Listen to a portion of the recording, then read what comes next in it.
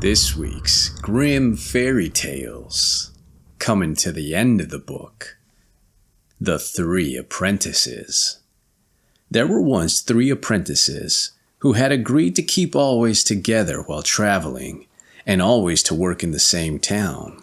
At one time, however, their masters had no more work to give them, so that at last they were in rags, and had nothing to live on. The one of them said, "What shall we do? We cannot stay here any longer. We will travel once more, and if we do not find any work in the town we go to, we will arrange the innkeeper there that we are to write and tell him where we are staying, so that we can always have news of each other, and then we will separate." And that seemed best to the others also. They went forth and met on the way a richly dressed man who asked who they were. "We are apprentices looking for work. Up to this time we have kept together, but if we cannot find anything to do, we are going to go separate." "There is no need for that," said the man. "If you will do what I tell you, you shall not want for gold or for work. Nay, you shall become great lords and drive in your carriages." One of them said, "If your soul and salvation be not endangered, we will certainly do it." "They will not," replied the man. "I have no claim on you." One of the others had, however, looked at his feet, and when he saw a horse's foot and a man's foot, he did not want to have anything to do with him. The devil, however, said, "Be easy. I have no designs on you but on another soul, which is half my own already, and whose measure shall but run full." As they were now secure, they consented, and the devil told them what he wanted. The first was to answer, "All 3 of us," to every question. The second was to say, "For money," and the third, "And quite right too." They were always to say this, one after the other, but they were not to say one word more, and if they disobeyed this order, all their money would disappear at once, but so long as they observed it, their pockets would always be full. As a beginning, he at once gave them as much as they could carry, and told them to go to such and such an inn. When they got to the town, they went to it, and the innkeeper came to meet them and asked if they wished for anything to eat. The first replied, "All 3 of us." "Yes," said the host, "that is what I mean." The second said, "For money." "Of course," said the host. The third said, "And quite right too." "Certainly it is right," said the host. Good meat and drink were now brought to them, and they were well waited on. After the dinner came the payment, and the innkeeper gave the bill to the one who said, "All 3 of us." The second said, "For money," and the third, "And quite right too." "Indeed it is right," said the host. "All 3 pay, and without money I can give nothing." They, however, paid still more than he had asked. The lodgers who were looking on said, "These people must be mad." "Yes, indeed they are," said the host. "They are not very wise." So they stayed some time in the inn, and said nothing else but, "All 3 of us, for money, and quite right too." But they saw and knew all that was going on.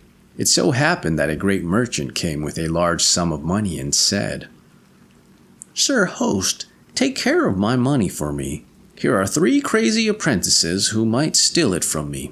The host did as he was asked.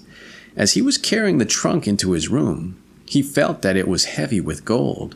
Thereupon he gave the 3 apprentices a lodging below, but the merchant came upstairs into a separate apartment. When it was midnight and the host thought that all were asleep, he came with his wife, and they had an axe and struck the rich merchant dead, and after they had murdered him, they went to bed again. When it was day, there was a great outcry. The merchant lay dead in bed, bathed in blood. All the guests ran at once, but the host said, "The 3 crazy apprentices have done this." The lodgers confirmed it and said, "It can have been no one else." The innkeeper, however, had them called and said to them, "Have you killed the merchant?" All three of us, said the first one. For money, said the second, and the third added, and quite right too. There, now you hear, said the host. They confess it themselves. They were taken to prison, therefore, and were to be tried. When they saw that things were going so seriously, they were after all afraid. But at night the devil came and said, Bear it just one day longer, and do not play away your luck. Not one hair of your head shall be hurt. The next morning they were led to the bar, and the judge said, Are you the murderers? All three of us. Why did you kill the merchant? For money. You wicked wretches, you have no horror of your sins. And quite right too. They have confessed and are all still stubborn, said the judge. Lead them to death instantly. So they were taken out, and the host had to go with them into the circle, when they were taken hold of by the executioner's men, and were just going to be led up to the scaffold where the headsman was standing with naked sword. A coach drawn by 4 blood-red chestnut horses came up suddenly, driving so fast that fire flashed from the stones, and someone made signs from the window with a white handkerchief. Then said the headsman, It is a pardon coming. And, Pardon, pardon, was called from the carriage also. Then the devil stepped out as a very noble gentleman, beautifully dressed, and said, You three are innocent. You may now speak. Make known what you have seen and heard. Then said the eldest, We did not kill the merchant. The murderer is standing there in the circle. And he pointed to the innkeeper. In proof of this, go into the cellar where many others whom he has killed are still hanging. Then the judge sent the executioner's men thither, and they found it was as the apprentices said. And when they had informed the judge of this, he caused the innkeeper to be led up, and his head was cut off. Then said the devil to the three, Now I have got the soul which I wanted to have, and you are free, and have money for the rest of your lives. Dr. Knowall. There was once on a time a poor peasant called Crab, who drove with 2 oxen a load of wood to the town, and sold it to a doctor for $2. When the money was being counted out to him, it so happened that the doctor was sitting at table, and when the peasant saw how daintily he ate and drank, his heart desired what he saw, and he would willingly have been a doctor too. So he remained standing a while, and at length inquired if he too could not be a doctor. Oh yes, said the doctor, that is soon managed. What must I do? Asked the peasant. In the first place, buy thyself an ABC book of the kind which has a cock on the frontispiece. In the second, turn thy cart and thy 2 oxen into money, and get thyself some clothes and whatsoever else pertains to medicine. Thirdly, have a sign painted for thyself with the words, I am Dr. Knowall, and have that nailed up above the house door. The peasant did everything that he had been told to do. When he had doctored people a while, but not long, a rich and great lord had some money stolen. Then he was told about Dr. Knowall, who lived in such and such a village, and must know what had become of the money. So the lord had the horses put in his carriage, drove out to the village, and asked Crab if he were Dr. Knowall. Yes, he was, he said. Then he was to go with him and bring back the stolen money. Oh yes, but Greth, my wife, must go too. The lord was willing and let both of them have a seat in the carriage, and they all drove away together. When they came to the nobleman's castle, the table was spread, and Crab was told to sit down and eat. Yes, but my wife Greth too, said he, and he seated himself with her at the table. And when the first servant came with a dish of delicate fare, the peasant nudged his wife and said, Greth, that was the first, meaning that was the servant who brought the first dish. The servant, however, thought he intended by that to say, that is the first thief. And as he actually was so, he was terrified and said to his comrade outside, "The doctor knows all, and we shall fare ill. He said I was the first."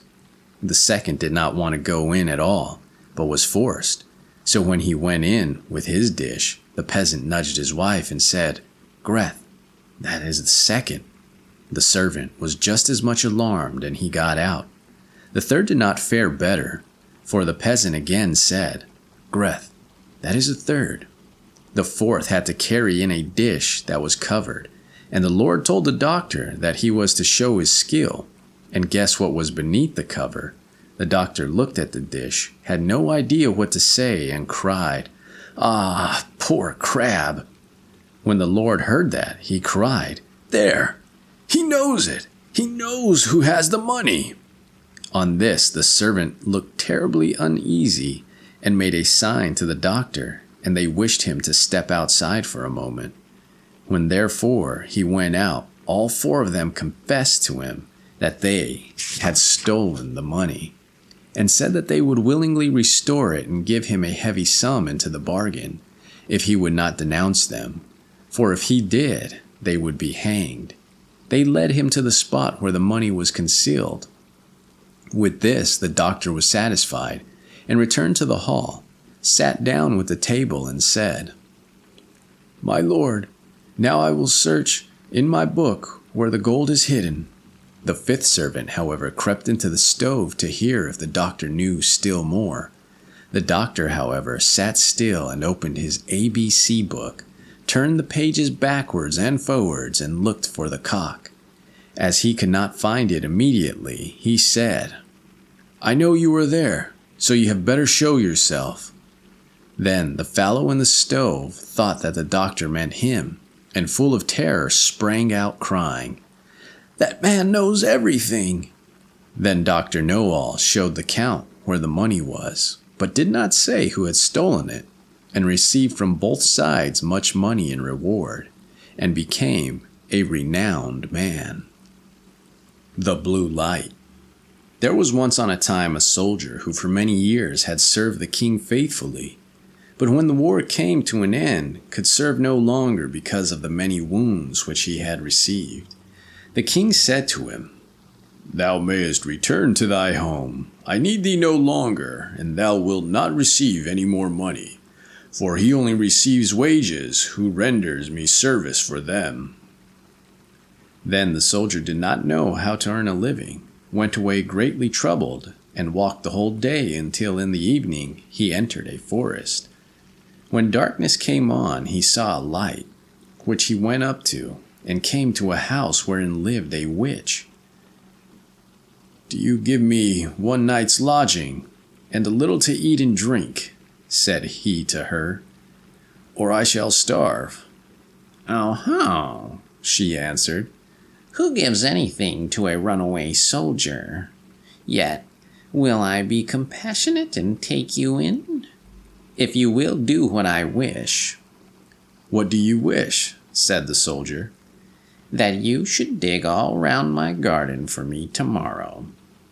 The soldier consented, and next day labored with all his strength, but could not finish it by the evening. "I see well enough," said the witch, "that you can do no more today, but I will keep you yet another night, in payment for which you must tomorrow chop me a load of wood, and make it small." The soldier spent the whole day in doing it, and in the evening the witch proposed that he should stay one more night. "Tomorrow you shall only do me a very trifling piece of work. Behind my house there is an old dry well in which my light has fallen. It burns blue and never goes out, and you shall bring it up again for me." Next day the old woman took him to the well and let him down in a basket. He found the blue light, and made her a signal to draw him up again. She did draw him up, but when he came near the edge, she stretched down her hand and wanted to take the blue light away from him. "No," said he, perceiving her evil intentions, "I will not give thee the light until I am standing with both feet upon the ground." The witch fell into a passion, let him down again into the well, and went away. The poor soldier fell without injury on the moist ground, and the blue light went on burning. But of what use was that to him? He saw very well that he could not escape death.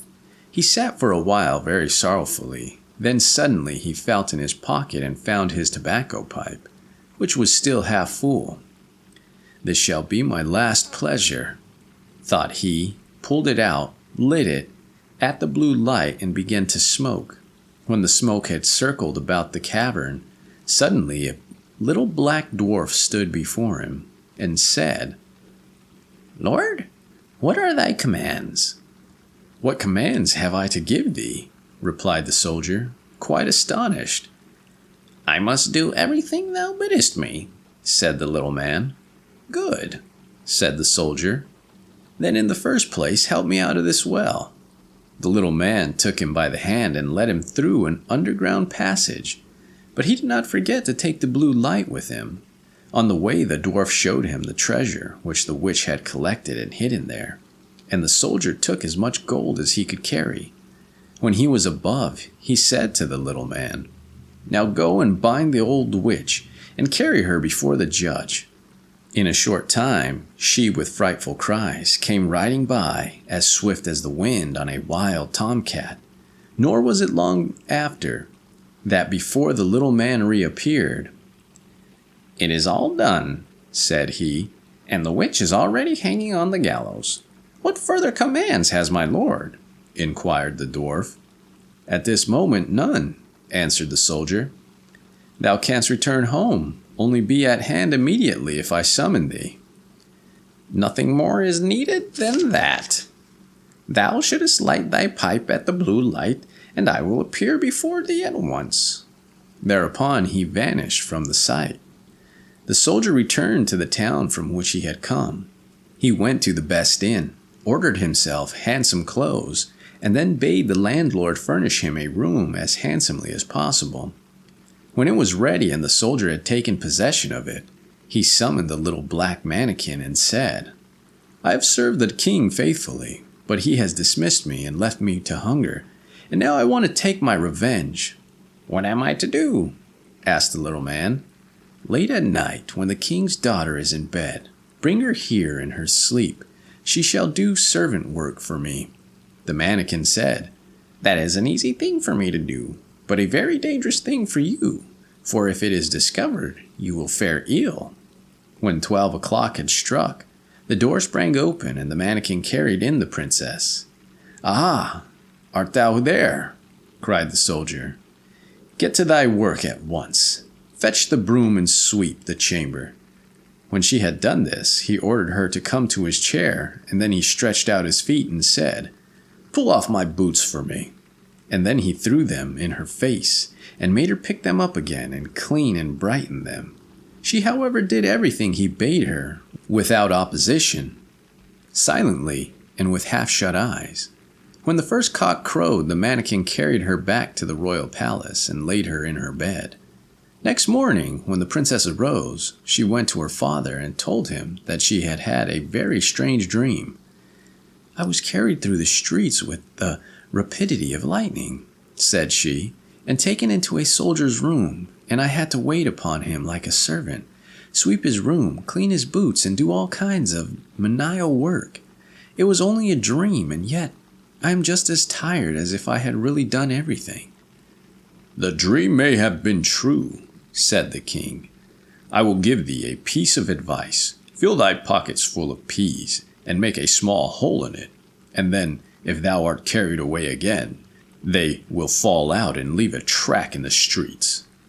But unseen by the king, the mannikin was standing beside him when he had said that, and heard all.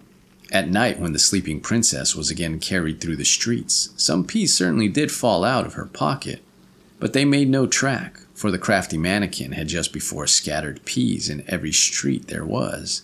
And again the princess was compelled to do servant's work until cock crow. Next morning the king sent his people out to seek the track, but it was all in vain, for in every street poor children were sitting picking up peas and saying, "It must have rained peas last night." "We must think of something else," said the king. Keep thy shoes on when thou goest to bed, and before thou comest back from the place where thou art taken, hide one of them there. I will soon contrive to find it." The black mannikin heard this plot, and at night, when the soldier again ordered him to bring the princess, revealed it to him, and told him that he knew of no expedient to counteract this stratagem, and that if the shoe were found in the soldier's house, it would go badly with him. "Do what I bid thee," replied the soldier, and again this third night the princess was obliged to work like a servant, but before she went away she hid her shoe under the bed. Next morning the king had the entire town searched for the daughter's shoe. It was found at the soldier's, and the soldier himself, who at the entreaty of the dwarf had gone outside the gate, was soon brought back and thrown into prison. In his flight he had forgotten the most valuable things he had, the blue light and the gold, and had only 1 ducat in his pocket. And now loaded with chains, he was standing at the window of his dungeon, when he chanced to see one of his comrades passing by. The soldier tapped at the pane of glass, and when this man came up, said to him, "Be so kind as to fetch me the small bundle I have left lying in the inn, and I will give you a ducat for doing it." His comrade ran thither and brought him what he wanted. As soon as the soldier was alone again, he lighted his pipe and summoned the black mannikin. "Have no fear," said the latter to his master. "Go wheresoever they take you, and let them do what they will. Only take the blue light with you." Next day the soldier was tried, and though he had done nothing wicked, the judge condemned him to death. When he was led forth to die, he begged a last favor of the king. "What is it?" asked the king. "That I may smoke 1 more pipe on my way." "Thou mayest smoke 3, answered the king, "but do not imagine that I will spare thy life." The soldier pulled out his pipe and lighted it at the blue light, and as soon as a few wreaths of smoke had ascended, the mannikin was there with a small cudgel in his hand, and said, "What does my lord command?" "Strike down to earth that false judge there and his constable, and spare not the king who has treated me so ill." Then the mannikin fell on them like lightning, darting this way and that way, and whosoever was so much as touched by his cudgel fell to earth, and did not venture to stir again. The king was terrified. He threw himself on the soldier's mercy, and merrily, to be allowed to live at all, gave him his kingdom for his own, and the princess to wife. The 3 army surgeons. 3 army surgeons who thought they knew their art perfectly were traveling about the world, and they came to an inn where they wanted to pass the night. The host asked whence they came, and whither they were going. "We're roaming about the world and practicing our art." "Just show me for once in a way what you can do," said the host. Then the first said he would cut off his hand and put it on again early next morning. The second said he would tear out his heart and replace it next morning. The third said he would cut out his eyes and heal them again next morning. "If you can do that," said the innkeeper, "you have learnt everything." They, however, had a salve with which they rubbed themselves, which joined parts together, and they carried the little bottle in which it was constantly with them. Then they cut the hand, heart, and eyes from their bodies, as they had said they would, and laid them all together on a plate, and gave it to the innkeeper. The innkeeper gave it to a servant who was to set it in the cupboard, and take good care of it. The girl, however, had a lover in secret who was a soldier. When therefore the innkeeper, the 3 army surgeons, and everyone else in the house were asleep, the soldier came and wanted something to eat. The girl opened the cupboard and brought him some food, and in her love forgot to shut the cupboard door again. She seated herself at the table by her lover, and they chattered away together. While she sat so contentedly there, thinking of no ill luck, the cat came creeping in, found the cupboard open, took the hand and heart and eyes of the 3 army surgeons and ran off with them. When the soldier had done eating, and the girl was taking away the things and going to shut the cupboard, she saw that the plate which the innkeeper had given her to take care of was empty. Then she said in fright to her lover, "Ah, miserable girl, what shall I do? The hand is gone, the heart and the eyes are gone too. What will become of me in the morning?" "Be easy," said he. "I will help thee out of thy trouble." "Which hand was it? The right one?" Then the girl gave him a sharp knife, and he went and cut the poor sinner's right hand off and brought it to her. After this he caught the cat and cut its eyes out, and now nothing but the heart was wanting. "Have you not been killing, and are not the dead pigs in the cellar?" said he. "Yes," said the girl. "That's well," said the soldier, and he went down and fetched a pig's heart. The girl placed all together on the plate and put it in the cupboard, and when after this her lover took leave of her, she went quietly to bed. In the morning, when the 3 army surgeons got up, they told the girl she was to bring them the plate on which the hand, heart, and eyes were lying. Then she brought it out of the cupboard, and the first fixed the thief's hand on and smeared it with the salve, and it grew to his arm directly. The second took the cat's eyes, put them in his own head. The third fixed the pig's heart firm in the place where his own had been, and the innkeeper stood by, admired their skill, and said he had never yet seen such a thing as that done, and would sing their praises and recommend them to everyone. Then they paid their bill and traveled farther. As they were on their way, the one with the pig's heart did not stay with them at all, but whenever there was a corner he ran to it and rooted about in it with his nose as pigs do. The other wanted to hold him back by the tail of his coat, but that did no good. He tore himself loose and ran wherever the dirt was thickest. The second also behaved very strangely. He rubbed his eyes and said to the others, "Comrades, what is the matter? I don't see at all. Will one of you lead me so that I do not fall?" Then with difficulty they traveled on till evening. When they reached another inn, they went into the bar together, and there at a table in the corner sat a rich man counting money. The one with the thief's hand walked round about him, made a sudden movement twice with his arm, and at last, when the stranger turned away, he snatched at the pile of money, and took a handful from it. One of them saw this, and said, "Comrade, what art thou about? Thou must not steal, shame on thee." "Eh?" said he. "But how can I stop myself? My hand twitches, and I am forced to snatch things whether I will or not." After this they lay down to sleep, and while they were lying there, it was so dark that no one could see his own hand. All at once, the one with the cat eyes awoke, aroused the others, and said, "Brothers, just look up. Do you see the white mice running about there?" The 2 sat up, but could see nothing. Then said he, "Things are not right with us. We have not got back again what is ours. We must return to the innkeeper. He has deceived us." They went back therefore the next morning, and told the host they had not got what was their own again, that the first had a thief's hand, the second cat's eyes, and the third a pig's heart. The innkeeper said that the girl must be to blame for that, and was going to call her, but when she had seen the 3 coming, she had run out by the back door, and not come back. Then the 3 said he must give them a great deal of money, or they would set his house on fire. He gave them what he had, and whatever he could get together, and the 3 went away with it.